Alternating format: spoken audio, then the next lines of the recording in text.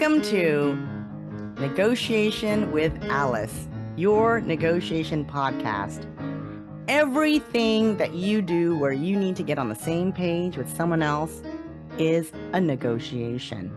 So whether you have to negotiate a contract with someone, or you simply need your boss to sign off on that program that you'd like to implement, or you want to figure out how to rebalance the chore structure in your home, or talk about what vacation you want to go on. All of these things are negotiations. So in my podcast, we go over both personal and professional conversations, which all are considered negotiation, and I will give you tips on how to come out ahead. Welcome to the show. Welcome, listeners, to another episode of Negotiation with Alice. Today, I have Kate Abdrashtova here with us. Welcome, Kate. Hi, Alice. I'm very excited to be here and looking forward to our conversation. Absolutely. I'd love for you to introduce sort of, what you do, who you work with, where you are located. That'd be fantastic. Sounds good. So I do focus on the technical accounting and helping companies in the mid-market space with the IPO readiness and audit readiness, focusing more on the financial reporting side. We do work with all companies globally and nationwide as well. So I'm based in San Jose, but nevertheless, we work with, a lot of companies from the whole world, basically. And in addition to that, we have quite a big team as well of the technical accounting experts. And the company I work for called CohnReznick, it's a public accounting firm. We do audit, advisory, evaluation, taxation, so full spectrum of the services that typically a public accounting firm provides. Wonderful. And so I love that you're talking about how you have a lot of hires, because I think that's where your question is going to be about today. So go ahead and ask the question that you have for our listeners today. Exactly. So I'm very curious, in the current market condition, we do still hire a lot of, professionals in the accounting space. So my question to you, when it comes to the negotiation of during the hiring process, when as the employer we do take a part of it, what tips do you have from the negotiation perspective? Absolutely. Great question. Thank you so much, Kate. So typically companies will have some negotiation room. So if you are a newer company where you're still trying to figure out how do we negotiate this, you always want to make sure that you have room to negotiate. So you don't want to show up at the table making your last and best offer first. Because if you make the offer and you don't have any room to negotiate and they come back and they ask for more and you say, I'm sorry, we can't give more, then you start to look like a company who is not negotiating in good faith, right? Because you're just like, we don't negotiate and that's it. And it makes the other person feel like, oh, wow, right? So you want to make sure that you come in and make an offer so that if they ask for more, there's still room.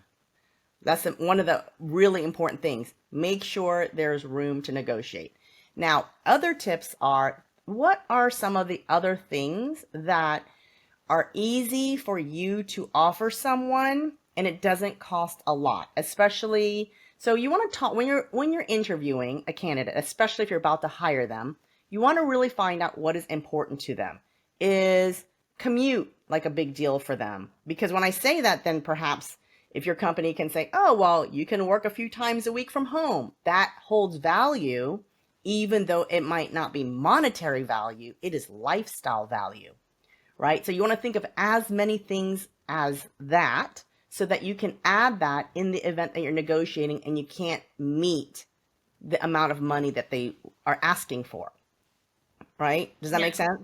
Of course, no, I'm totally in agreement with that piece. So it's like there are tips with that technically non-monetary, monetary. I'm sorry, but then I guess when it comes to the negotiation of the salary itself, in your experience, whether the base salary or the additional tips play the most important role in the negotiation process. So it depends on each person. So you can't show up and say, hey, we've got a base package that everybody should be happy for, because some people value that they can stay home and work from home. Some people might value unlimited pay time off because they feel like they can work really quickly and get their work done and take as many days as they want off. So it's really important to find out what is important to that candidate so that you can custom build an offer that would suit them. So if you don't find out all this information during the interview process, it's going to be more difficult. You're only going to be like, oh, all we have is like the salary and that's all we have, because, people are asking, how much are you wanting? But if you don't know what else is important, like, do you have maternity benefits, or do you have gym memberships that you offer, or do you pay for their internet and cell phone? So you really want to find out what are all the things that are valuable to this incoming potential employee, because then let's say they say, oh, well, I want to make $175,000. And if you think to yourself, we can't reach that, we can only get to 150, perhaps you can cobble together benefits that make the entire compensation package worth 175 without having to pay 175, right? But you can't do that if you don't explore their interests deep enough during the interview process. So the interview process is important, not just to determine, is this person good for our company? Are they qualified? Will they be a good fit for the company? But it's also a great place to learn about what is of interest to them, what do they value, so that you can make an offer that they will find attractive. No, I totally agree. I think that is a very good tip here, that when you understand exactly their point, then basically that's the value, that the value proposition that you come back with when you give the offer to the potential candidate. Exactly.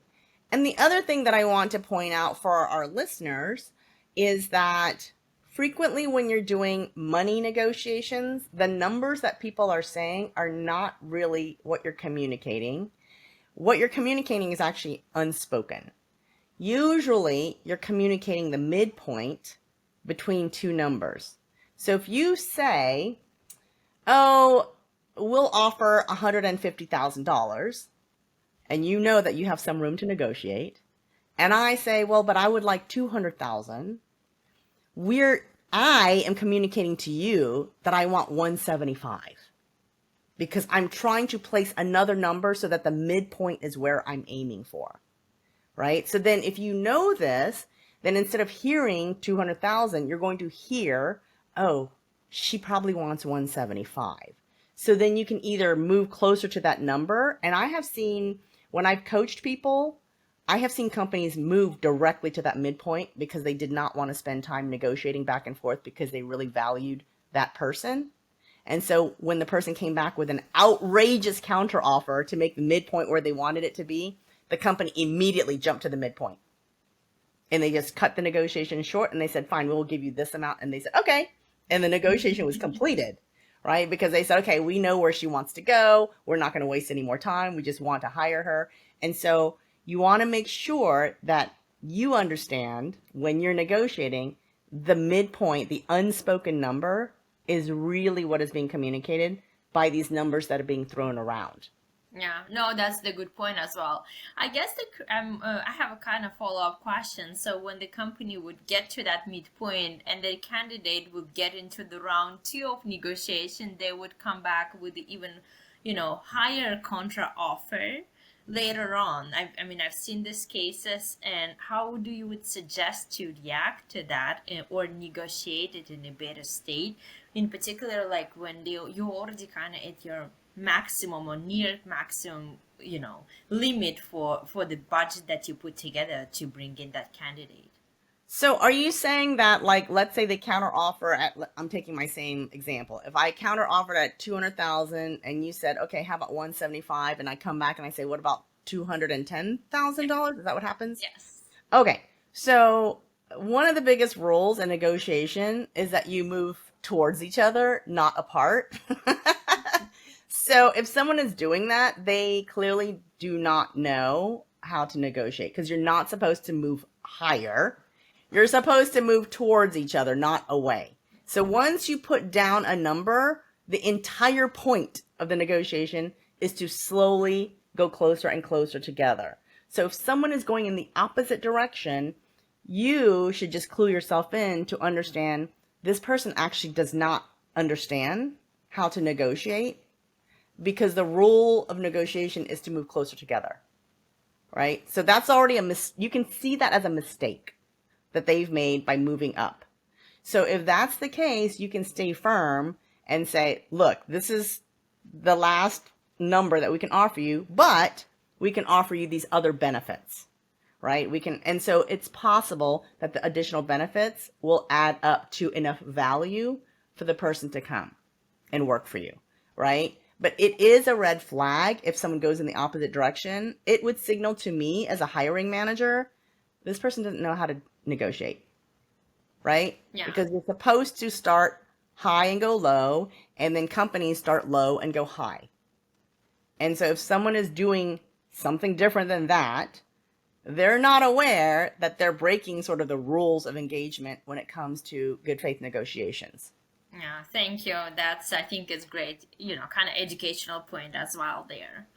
When it comes to the beginning of the negotiation, so I guess the typical question would be whether the employer should make a first move and make an offer, or that should be an, potential candidate. What do you think?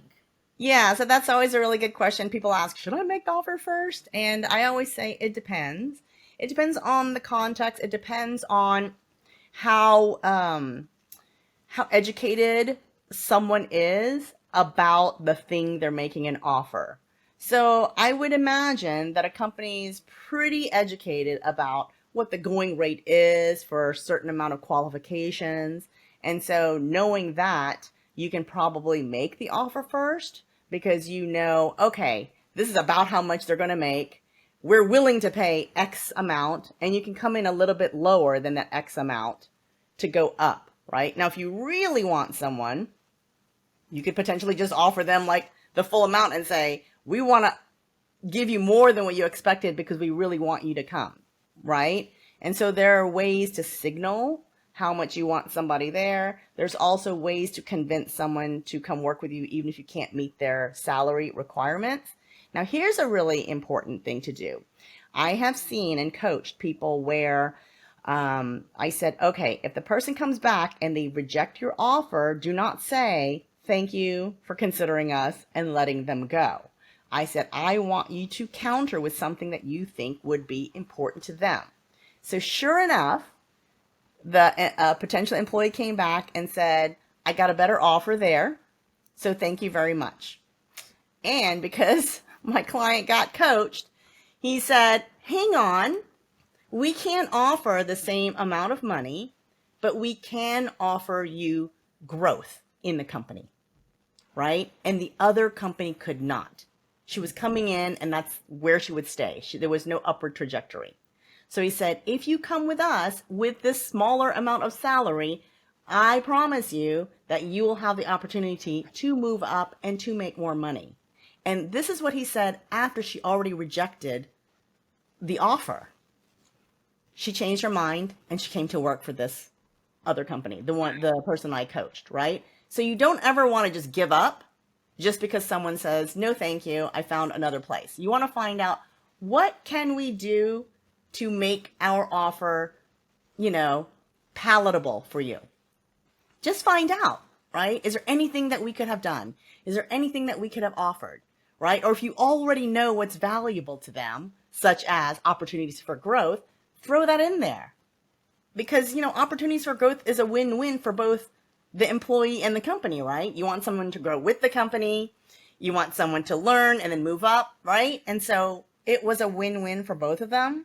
So you never want to just let someone go. There's always a way to re-engage. Every single negotiation has the ability to be re-engaged.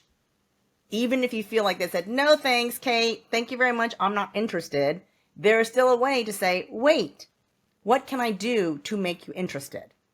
What can we offer? And they might say, well, I don't know, if you had a 401k plan or if you just increased company matching, I'd be willing to come. Great. Then you know more information. Usually, if you don't do that, number one, you're going to lose the negotiation, right? And number two, more importantly, it's probably because you are missing information that could have been valuable to you, Yeah, right? no, this is a great, I think, point as well. So it's basically in every conversation, you should not assume that this is a, dot at the end, right? There's always a comma where you can take the conversation forward. Yes. Yes. People ask me all the time. So I like how you said the dot at the end, right? The period. I like to think of it as like if someone closes the door, open it up again, right? Reopen the conversation because it means that there's something you don't know. And it's possible that armed with that information, you can make a better deal and then you can win that negotiation. And that's with every negotiation. You want to be able to open the door again and again and say, what else? What else can we offer? And it goes both ways, both for the employee seeking employment as well as for the company. But you want to find out, and if you really wanted someone, then you can find out like, hey, what was it about our offer that wasn't enough for you? And is there anything else that we can do aside from salary negotiations where it would entice you? Because there's a lot of things that someone might say, well, if you agree to pay for my master's program, I'll come work for you. And maybe you'll say, oh, we've got connections and yes, we can make that happen, right? So you never really know. You have to ask because they will not tell you, but you need to like dig and investigate and find out like what's really important to this person that we can offer that will like sell them to come to us. Yeah, this is a great point because in a lot of companies, like in our firm, for example, we do have a lot of, additional extra benefit packages that come. And I mean, even sometimes internally, you don't really know that, or you don't utilize it day to day because for you, it might not be important. For Exactly. the other person, it might be very relevant. So yeah, I think that is a very good position that you need to first understand what the person is looking for, and then you can share what the opportunity is that can bring the value in the negotiation. Exactly. Because going to a master's program might be very, very valuable to me. And for someone else, they might be like, I never want to go back to school ever again. I will never use that. It's not valuable to me. Right? And because people are different and because what's important to each person is different, it's critical during the interview process. I know I said it before. I'm going to say it again. It's critical to find out a lot of information about what is important to the candidate. What things you can ask them, are you planning on going back to school? Is that something of interest to you? Are you saving for your child's college education? Are you, how important is saving for retirement? So if you ask these questions, you can start to understand them better and you can start to figure out, oh, if we plug in these benefits into the total compensation package, this person will likely take the package. Makes sense. I guess the question is, do you keep those cards back in a pocket until further in the conversation, or you bring those up forefront? So that's a great question. I think that it's always good to like have them in your back pocket, right? And you want to make the offer that you feel like can entice them and then like add more things. Because unless you desperately want them and you're like, oh my gosh, we can't afford to lose this person, maybe you just show up with all the presents and say, here's everything. We really, adore you. But a lot of times it's about poker face, right? To figure out, because if they feel like, here's the thing, what happens when people accept the first offer, or if you're the person and you offer this huge thing, there's always going to be doubt. They're going to say, oh, I wonder if I could have gotten more because I just accepted that. So let's say you gave them everything in the moon. You said, here's all these things. And they said, yes. And then they were happy initially. Later, they're going to think, I wonder if I had negotiated if I could have gotten more because I just accepted their first offer. Right? So the more people have to negotiate, the more they value the thing that they get. And so you probably have the same experience yourself where if someone offers you something or you said, hey, I'll pay you this much for a car. And I say, sure. And then you're thinking, oh, Could I go on a lower price? It's human nature. Everyone second guesses. If you get something too easily, everyone's like, that was too easy. I probably could have negotiated and gotten a better deal. So you want everyone to feel like they worked hard to get into your company, right? And you don't want to like necessarily show up and be like, we love and adore you and we'll do anything, right? Because then they'll feel like, oh, I can negotiate for more stuff. Right. So always leave room to negotiate. If that means having to pull out, well, how about this? And how about this? That way they feel like they worked hard in the negotiation. There's nothing better than a negotiation that's won after both parties work hard. Because everyone feels like they gave a lot of energy and thought, and they feel like, I feel solid. If you win too quickly, everyone feels like, did I leave some money on the table? Was that the best deal that I got? Because that was too easy. So you want to make sure that everyone sort of works hard for that so that feels like a legitimate win. No, I appreciate it. I think that's a very good point there, yeah. Yeah. So, Kate, if there's anyone who would like to work with you, how can they reach you? I think it's better. I mean, I'm very active on LinkedIn, so I think connecting via LinkedIn, that definitely could be a good path, and we can have the conversation going. We're definitely looking for the talents, in the accounting, tax, audit space. I think I would love to take the conversation forward and just reach out.